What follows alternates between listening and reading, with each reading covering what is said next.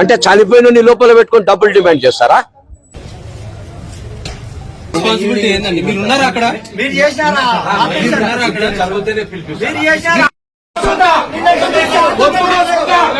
మీకు ఆరోగ్యశ్రీతో పాటు మాకు ఎక్కువ ఖర్చు వచ్చింది, మీకు ఆపరేషన్ 100% సక్సెస్ అయింది, మీరంతా లక్కీ ఫెలోస్, 3 నుంచి 4 లక్షలు సమకూర్చుకోండి, అర్జెంట్ కావాలన్నారు. అంటే వీళ్ళు డెత్ చూపించి ఆ పేమెంట్లు కట్టించుకునే తర్వాత మేము కానీ గుర్తించకపోయింటే డెత్ మాకు బాడీని ఇచ్చేవాళ్ళే కదా వీళ్ళు. అంటే చనిపోయిన నీ లోపల పెట్టుకొని డబ్బులు డిమాండ్ చేస్తారా? ఆపరేషన్ సక్సెస్ అనేది మమ్మల్ని గేట్ కాడ నిలబెట్టి మీరు డబ్బు కోసం ఇలా చేసింది సార్. మాకు డాక్టర్లను మేనేజ్మెంట్ ను ఖచ్చితంగా శిక్షించమని కోరుతున్నాం. మాకు రూపాయి డబ్బొద్దు, మేమేం ఆశించట్లేదు. ఈ సొసైటీలో ఫ్యూచర్ లో భవిష్యత్తులో ఎవరికి కూడా అన్యాయం జరగకుండా మా బావగారు అయితే రారండి ఇంకా.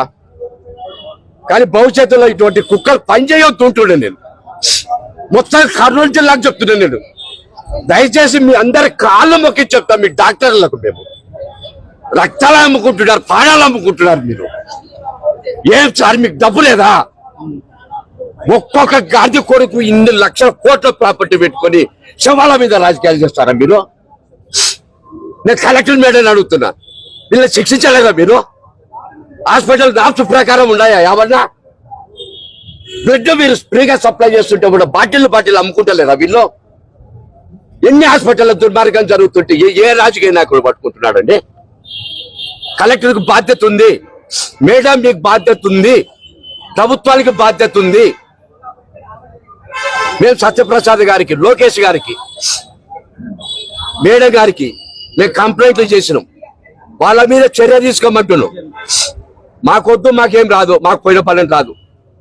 100 ఎకరాలు అమ్ముకొని బతికిన కుటుంబాలు మావి. ఈరోజు ఈ డబ్బు కోసం మేమేం పోరాడం. మాకు ఇంకొక 10 ఎకరాలు ఉంది, అమ్ముకొని బతుకుతారు మా పిల్లలు. కానీ ఇటువంటి నీచమైన వ్యాపారాన్ని ఆపండి అంటున్నా నేను. ఈ వ్యాపారాన్ని కొనసాగించవద్దు ఉంటున్నా నేను. నా పేరు పరమేశ్వర్ అండి. మా చెల్లెళ్ళు ఇచ్చినామండి మా బావకు. కర్నూలు జిల్లాలో మేము కిమ్స్ అనే హాస్పిటల్లోకి మా బావగారికి ఏదో చేయి నొప్పి ఉంది, లంగ్స్ దగ్గర ఎక్కడో ప్రాబ్లం ఉంది, మంటగా ఉంది, పెయిన్ ఉంది అని చెప్పి మేము హాస్పిటల్ తీసుకొచ్చినాము. ఇక్కడ హాస్పిటల్ కు తీసుకొచ్చిన తర్వాత వాళ్ళు యాంజియోగ్రామ్ చేశారు. యాంజియోగ్రామ్ చేసి 60% మీకు వాల్స్ క్లోజ్ అయినాయి, మీకు స్టంట్స్ పడవు, మీకు ఓపెన్ హార్ట్ సర్జరీ చేయాలన్నారు. సరే మేము ఉన్న పలంగా మేము ఇక్కడ జాయిన్ అయినాము. మా దగ్గర డబ్బు లేకపోతే ఆరోగ్యశ్రీ కింద జాయిన్ అయినాము. ఆరోగ్యశ్రీ కింద 3 రోజులు టెస్టులు చేపించినారు. చేపించిన తర్వాత బ్లడ్ కావాలన్నారు. 4 బాటిల్ బ్లడ్ తీసుకొచ్చినాము. తీసుకొచ్చిన తర్వాత ఆ రోజు సర్జరీ అయ్యింది. సర్జరీ అయిన తర్వాత ఈయన 2 గంటలకు చేస్తా అని 3 గంటలకు తీసుకొని పోయి 4 గంటలకు తీసుకొని పోయి 8 గంటలకు సర్జరీ అయిపోయింది. సర్జరీ అయిపోయిన 5 నిమిషాలకు సర్జరీ 100% సక్సెస్ అయిందండి, గ్రాండ్ సక్సెస్ అయింది, రండి మీరు చూతురండి అని చెప్పి మా చెల్లెల్ని, మా బావగారి కోడళ్ళు, వాళ్ళ పిల్లలు, వాళ్ళ కుటుంబాన్ని తీసుకొని పోయినారు. వాళ్ళ కుటుంబాన్ని తీసుకొని పోయిన తర్వాత వాళ్ళు ఏమన్నారు, ఎందుకు ఇక్కడ ఆపినారంటే, లేదు ఇంకొక 5 నిమిషాల పని ఉంది, మీరు ఇక్కడ ఆగండి అన్నారు. 5 నిమిషాలైన స్ట్రోక్ అన్నారు. మళ్ళీ ఇంకొక 5-10 నిమిషాల్లో బ్లీడింగ్ అవుతుంది అన్నారు. ఆపరేషన్ 100% సక్సెస్ అయినప్పుడు బ్లీడింగ్ ఎందుకు అవుతుంది అని చెప్పి అడుగుతున్నాను. నువ్వు బ్లీడింగ్ అయ్యేటప్పుడు డాక్టర్, ఇక్కడ ఉండాల్సిన డాక్టర్ ఎందుకు పారిపోయినాడు? ఆపరేషన్ చేసిన డాక్టర్ జూనియర్లతో చేపించి ఒక్క సీనియర్ డాక్టర్ ఉండి మీ సీసీ ఫుటేజీలు లేకుండా, వాళ్ళు ఎటువంటి కారణాలు లేకుండా ఆయన ఎందుకు పారిపోవాల్సి వచ్చింది? నీ జూనియర్ డాక్టర్లకు ఎందుకు అప్పచెప్పిపోయినావు నువ్వు? మేము అడిగినాం, ఏం జరిగిందో ఆ సీసీ ఫుటేజ్ మాకు ఇవ్వండి, మా బాడీని మేము తీసుకొని పోతాం, మా బావగారిని మేము తీసుకొని పోతాం ప్రాధాయపడినాం వాళ్ళను. ఈ రోజు దాకా అంటే ఇప్పటికి 14-15 గంటలు అయింది, మేము భోజనం చేయలేదు, వాళ్ళతో ఇండ్లకు పోలేదు. బాడీని ఇస్తారంట, బాడీని ఇక్కడ పెట్టుకోమన్నాం. మేము ఎవరం లేవు, 4 ఆడపిల్లలు, నేను ఒక్కడిని ఉన్నా. నేను మార్నింగ్ తీసుకొని పోతే 6 గంటలకు 7 గంటలకు మీకు ఇబ్బంది పెట్టాలని చెప్పి ప్రాధాయపడితే వాళ్ళు ఏమన్నారు, మాకు హాస్పిటల్లో మేము పెట్టుకోవడానికి, బాడీని పెట్టుకోవడానికి మాకు వసతి లేదు ఉన్నారు.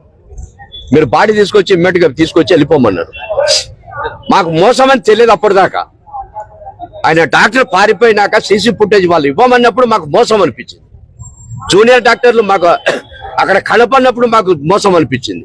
మీరు ఆరోగ్యశ్రీలో ద్వారా ట్రీట్మెంట్ చేయించుకున్నారు కదా, ఆపరేషన్ సక్సెస్ అయింది, 3 లక్షలు డిమాండ్ చేస్తున్నారు. చెప్తాను సార్. వాళ్ళు హాస్పిటల్ నుంచి వచ్చినప్పుడు ఆ డాక్టర్ పారిపోయినప్పుడే మాకు అనుమానం వచ్చింది. అడిగిపోయినప్పుడు మేము సీసీ ఫుటేజ్ అన్ని రకాలుగా అడిగినాం. మీరు ఎందుకు మమ్మల్ని ఆరోగ్యశ్రీలో ఉన్నప్పుడు మీరు ఎందుకు మమ్మల్ని 3 నుంచి 4 లక్షలు డబ్బులు సమకూర్చుకోండి, ముందు అర్జెంట్ కట్టండి, ఆపరేషన్ సక్సెస్ అయిందని ఎందుకు చెప్పినారు? చెప్పిన 5 నిమిషాలకి ఎందుకు ఫెయిల్యూర్ అంటున్నారు? మీరు ఫెయిల్యూర్ అయితే జరిగిన డాక్టరు ఏదైతే నిజాయితీగా మాకు ఎందుకు చూపించలేకపోయినారు? జూనియర్ డాక్టర్లతో ఎందుకు మీరు సమాధానం చెప్పిస్తున్నారు? పోనీ మీరు మంచి డాక్టర్లు అయితే మీ డాక్టర్లు రేటింగ్ ఉంది హాస్పిటల్ కు, ఒక 10 కేసుల్లో ఒక 9, 8 సక్సెస్ అయినాయంటే మీరు భయపడి పారిపోయినారు? మీరు ఆడపిల్లలు పోలీసులను పిలిపించి వాళ్ళతో ఎందుకు మీరు ఆడపిల్లల మీద ఎదురు తిరిగినారు? మేము వాళ్ళ సీసీ ఫుటేజ్లు మా రిపోర్ట్స్ అడిగినందుకు మీరు ఆడపిల్లల మీద ఎదురు తిరుగుతారా? అంటే అడుగొద్దా? పోలీసు వాళ్ళు భయపడించారా? లేదు సార్, పోలీసులు భయపడలేదు.